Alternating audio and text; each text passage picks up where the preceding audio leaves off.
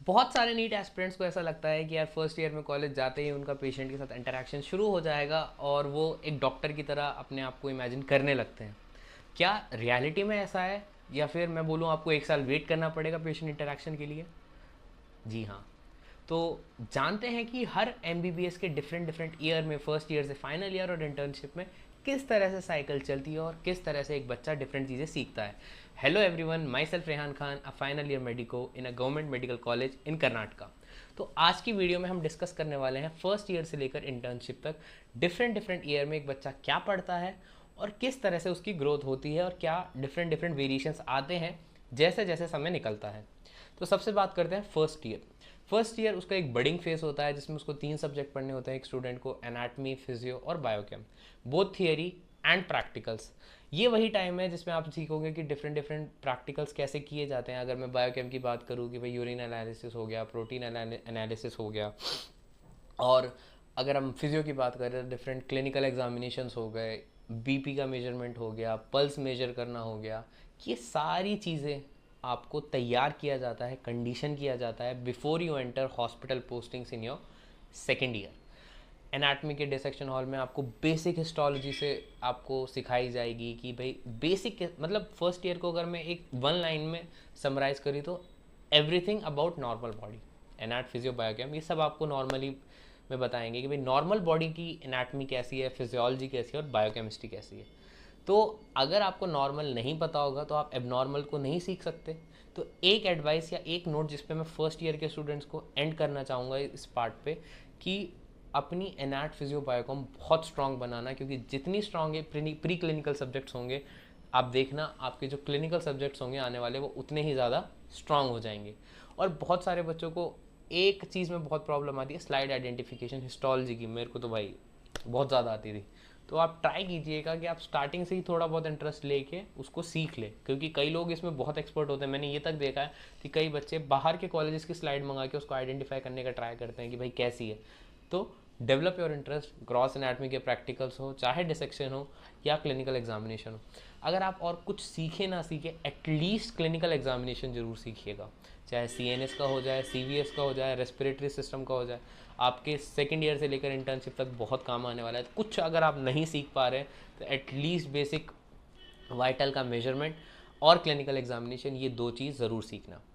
फिर उसके बाद फर्स्ट ईयर के बाद आता है हमारा सेकंड प्रॉफ। सेकंड प्रॉफ में we have three subject, path, pharma and micro.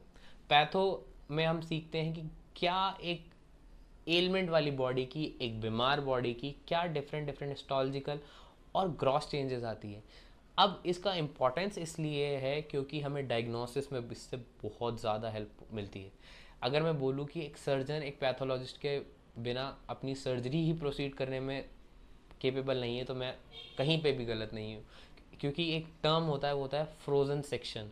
Frozen section क्या होता है कि ऑन टेबल कई बार ऐसे होता है कि सर्जन एक सैंपल लेके फटाफट एक कंटेनर होता है जिसमें भेजता है पैथोलॉजिस्ट के पास और वो बताता है कि हाँ भाई ये ट्यूमर है या क्या है, उसके बाद सर्जरी प्रोसीड होती है। तो अब अगर आप इमेजिन कीजिए उस केस में पैथोलॉजिस्ट वाली चेन को मैं काट दूँ तो क्या वो सर्जन अपनी सर्जरी प्रोसीड कर सकता है? नहीं ना। तो पैथो एक बहुत इंपॉर्टेंट सब्जेक्ट है। फिर आता है हमारे पास अगला सब्जेक्ट फार्मा, जिसमें आप बेसिक दवाइयों के बारे में पढ़ते हो, mechanism of action of drug पढ़ सकते हो नहीं पढ़ते हो, ADR एडवर्स ड्रग रिएक्शंस पढ़ते हो, न्यूअर मोडालिटीज़ ऑफ ड्रग आप पढ़ोगे, डायबिटीज़ के जो नई फॉर्मुलेशंस आ रही हैं या एंटी कैंसर ड्रग में किस तरह से दिन ब दिन प्रोग्रेस हो रही है, या फिर एनेस्थीसिया में किस तरह से, मतलब जो भी एवरीथिंग रिलेटेड टू मेडिसिन आप फार्मैक में पढ़ते हैं। ठीक। फिर आती है माइक्रोबायोलॉजी।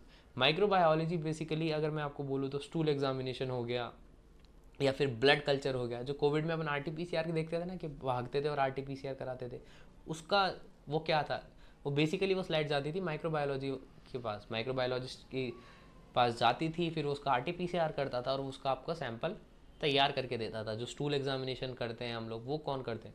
अगेन माइक्रोबायोलॉजिस्ट करते हैं। क्योंकि फार्मैक की ड्रग स्टार्ट करने के लिए we need to know the microbiology, किस टाइप का ऑर्गेनिज्म है, ग्राम पॉजिटिव है, ग्राम नेगेटिव है, एरोब है, एनएरोब है, तभी तो हम एक अपना ट्रीटमेंट स्टार्ट कर सकते हैं। तो ये माइक्रो है। और सेकेंड ईयर ही वही टाइम है जहाँ आपकी क्लिनिकल पोस्टिंग स्टार्ट हो जाएंगी, आपको हॉस्पिटल में पोस्टिंग्स लगा दी जाएंगी। बहुत बार ऐसा होता है कि हमारा इनिशियल फेस में बहुत ज़्यादा हाई जोश रहता है, तो हम सारे पोस्टिंग्स में जाने का सोचते हैं, ये करेंगे वो करेंगे, लेकिन 7 दिन के अंदर अंदर वो जोश बिल्कुल ख़त्म हो जाता है। तो ट्राई कीजिएगा कि अगर आप रेगुलर नहीं जा पा रहे हैं ना, तो आप बिल्कुल पोस्टिंग जाना बंद मत करना। कोशिश करिएगा कि आप हफ्ते में 3 दिन 4 दिन तो एटलीस्ट जाएँ और जाके पेशेंट से इंटरेक्ट करें, जो बहुत मेजर केस में नहीं करते हैं हम लोग। I am one of you, मैं भी उसमें पीछे रहा, लेकिन मैं अपने एक्सपीरियंस से आपको ये सारी चीज़ें बता रहा हूँ। The more you interact the more you learn. ठीक। सो सेकेंड ईयर इस नोट पे एंड करता हूँ कि ये पैथो, माइक्रो, फार्मा, इनको जितना स्ट्रांगली आप पढ़ोगे उतना आपको आगे हेल्प होगी, क्योंकि सेकेंड ईयर और थर्ड ईयर एक ऐसा टाइम है जिसको हनीमून पीरियड भी कई बार हम कह देते हैं।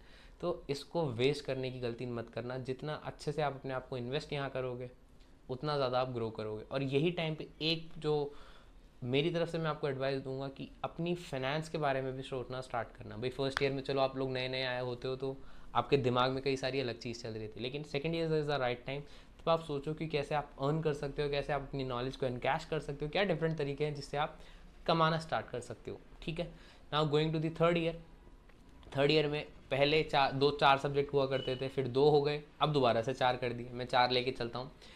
हमारे पास ENT, ऑफ्थेल, FMT एंड PSM है, कम्युनिटी हेल्थ रिलेटेड, और 2 कम्युनिटी हेल्थ लीगल पार्ट और 2 क्लिनिकल सब्जेक्ट्स हैं हमारे पास, ENT एंड ऑफ्थेल। ENT बोल तो ईयर नोज थ्रोट, एंड ऑप्थेल यानी कि आइज से रिलेटेड, आँख से रिलेटेड जो भी चीज़ें होती है। FMT में जो लीगैलिटीज़ होती है, PM रिपोर्ट हो गया, ऑटोप्सी हो गई, ये सारी चीज़ें FMT है। एंड PSM में everything related with community health. ये वाला जो पीरियड है ना, ये आपका बहुत चिल होगा, क्योंकि सेकंड ईयर में पैथो बहुत डराती है, लेकिन थर्ड ईयर के ये सारे सब्जेक्ट बहुत ईजी है, बहुत आराम से हो जाते हैं। इस पीरियड को स्टार्ट कीजिएगा अपनी नीट की प्रेप के लिए। थर्ड ईयर वो टाइम है जहाँ पे बहुत सारे मेडिकल स्टूडेंट्स जाग जाते हैं कि हाँ भाई नीट PG भी देना है, तो आप भी जागना और जाग के अच्छे से काम करना। This is the right time, you can purchase a coaching plan and start your NEET PG जर्नी। और इसके अलावा जो एक इंपॉर्टेंट एडवाइस वो मैं दूंगा कि एक कोई सा भी फाइनल ईयर का सब्जेक्ट खत्म कर लेना, चाहे सर्जरी, OBGY, मेडिसिन कर लो तो बहुत बड़ी बात है, लेकिन एनीवन, ताकि आपको आगे हेल्प हो। फिर इसके बाद will enter into the final year, जहाँ पे हमारे पास है सर्जरी, मेडिसिन, OBGY यानी कि obstetrics and gynaecology and paediatrics. इसके अलावा हमारे पास रिलेटेड सब्जेक्ट है anaesthesia, derma, psychiatry, ortho and radiology definitely. ये सारे पूरे क्लिनिकल सब्जेक्ट्स का जो निचोड़ है वो आपको फाइनल ईयर में मिलेगा। आप फाइनल ईयर में सब कुछ पढ़ने वाले हो। जितना अच्छे से आप अपने आप को फाइनल ईयर में घिस लोगे, आपकी इंटर्नशिप और आपका नीट PG अटेम्प्ट उतना हलवा हो जाएगा। फाइनल ईयर का टाइम होता है, एक लंबा ड्यूरेशन भी रहता है, तो यू हैव टाइम कि आप, और इसमें अगर मैं आपको एक सजेशन दूंगा तो वो है कि प्लीज़ बुक रीड करो। अब इसका बेनिफिट क्या होता है ये तो मैं आपको अपने एग्जाम्स के बाद बताऊंगा, लेकिन मीनवाइल जो मैंने खुद अभी फील किया है कि प्लीज़ रीड बुक्स। आप मैरो की वीडियोज़ या प्रेप की वीडियोज़ या डैम्स की वीडियो कुछ भी देख लो, लेकिन they'll not make you a good clinician. आप जितना अच्छा बुक रीड करोगे डेफिनेटली इट वुड हेल्प। फिर उसके बाद हम आते हैं इंटर्नशिप में। तो इंटर्नशिप में is the time when we practice for 365 days. Rotatory internship होती है, अलग अलग डिपार्टमेंट में। मेडिसिन में आप पोस्टेड होंगे, सर्जरी में, लेबर रूम में, पीडिया में, PHCs में, CHCs में, रूरल पोस्टिंग में, और आपको एक पूरा एक्सपीरियंस दिया जाता है किस तरह डिफरेंट डिफरेंट फील्ड होती है। और इसी के साथ, इंटर्नशिप के साथ, you are finally an MBBS under graduate जो अपनी डिग्री पूरी कर चुका है, आप MBBS कंप्लीट कर चुके हो। तो ये थी जर्नी फर्स्ट ईयर से इंटर्नशिप की, किस तरीके से एक बच्चा प्रोसीड करता है। मैं अभी अपनी मिड फाइनल ईयर में हूँ, इसके बाद आगे जो होगा डेफिनेटली मैं आपके साथ शेयर करूँगा।